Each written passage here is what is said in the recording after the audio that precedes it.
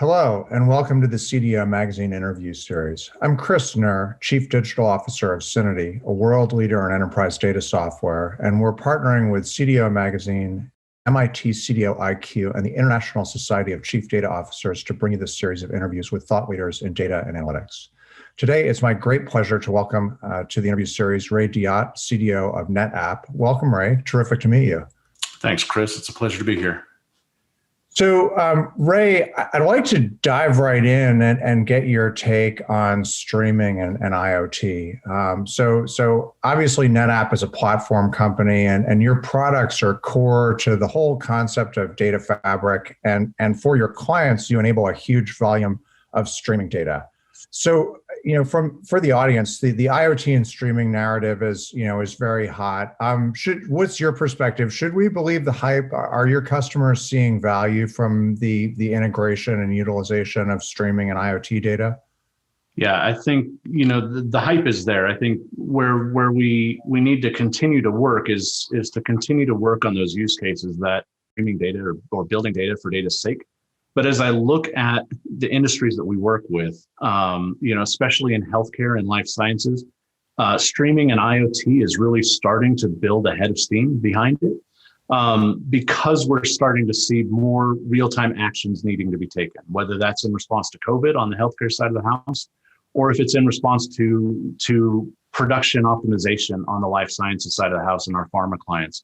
But we're definitely seeing a rise in IoT, and it's starting to drive new decisions. Even internally at NetApp, we use a lot of our own capabilities to drive edge, core, and cloud in order to better provide our customer set real-time insight into what their systems are doing and get ahead of any issues that we might see with those deployed systems. Okay, that's really helpful, and I like the emphasis on use cases, and I like the clarity on a good criterion if I sort of follow your line of happen in real time, and that's where we're going to get sort of more bang for the buck. Yeah, but we need to look for that value, that real time value, but we have to bring kind of the whole ecosystem together, because if we're generating data in real time but we have no way to consume it in real time and really act on it in real time, that becomes an issue, right? At that point, we're just collecting data for data's sake. So one of the partners that we're working with now, they have a sneaker net problem that we're instrumenting with real-time IoT in order to accelerate them. But the reason we can accelerate them is that they're hungry for that data. They've got the consumption mechanism already built up. And so the data will go right into that consumption algorithm so that they aren't sitting around waiting for data anymore. 5 years ago, it probably wouldn't have been ready for them to do that. And sneaker netting into a batch so that they could do batch analytics was probably perfectly acceptable for their use case.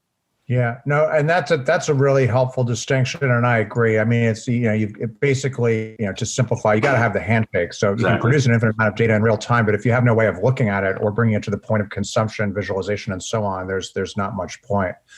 I want to go back to your point about the whole ecosystem, because one of my observations in working in a lot of large enterprises is that I think we've had a story in the industry, in particular over the last 5 to 10 years, that sort of cloud makes everything simpler, and here are different technologies and everything's really interoperable. In real life, what I've found is that data integration and data interoperability continues to be a huge challenge for most enterprises. So maybe with respect to some of the examples, you could talk about, what's significant from like an IT ops standpoint. So for example, I've got real-time streaming data and it's about an asset. But on the back end of that, I've still got to have, an asset master. I've still got to have master data management that's properly curated. I might have a lot of neat data, but I don't even know what I'm looking at, and I have no way to tie it back to that sort of broader functional framework and IT operational framework. What am I on the right track that that's still a problem? And what's your thinking about that? Yeah, so interop and integration will always be a problem in any industry, because nobody has come to the panacea of one, form of data to rule them all, if you will. But what you're getting to is really what's necessary across any data ecosystem. And that is a good set of governance, right? And understanding how that data is going to be mastered and used, curated and stewarded through the system will help bring along all of the things that you discuss about problems with interoperability and integration and matching to a device master. All of those bits and pieces need to be formed under an enterprise governance program that then brings together all of your static data, your historical data, and your streaming data form that can be utilized to solve the questions of the day.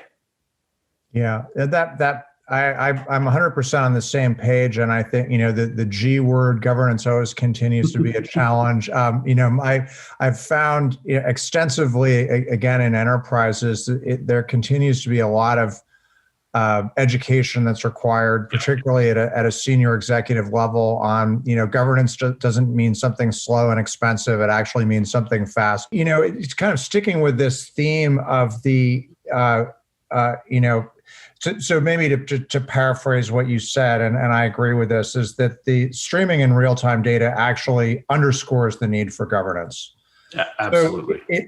So is this like even a worse challenge as it relates to that executive education and kind of the process and organizational readiness of data operations and data governance teams to be able to cope with? I think it does, because everything is becoming more and more instrumented. In healthcare, we look at consumer wearables, we look at IOT devices. The more we start dealing or continue to deal with healthcare at home and remote sensing on patients, the larger a problem this becomes. And so what it speaks to is not just the need for governance, but the need for, as you said earlier, more of an agile governance model where we can adapt rapidly to those new tools coming in, whether it's a new glucose monitor even for our traveling nurses. All of those bits and pieces should be able to fall into that dynamic governance model that takes systems thinking with agile development and agile integration and marries the two together in a way that solutions can be rapidly integrated and transform the way that we're providing care or that we're providing capability to our customers.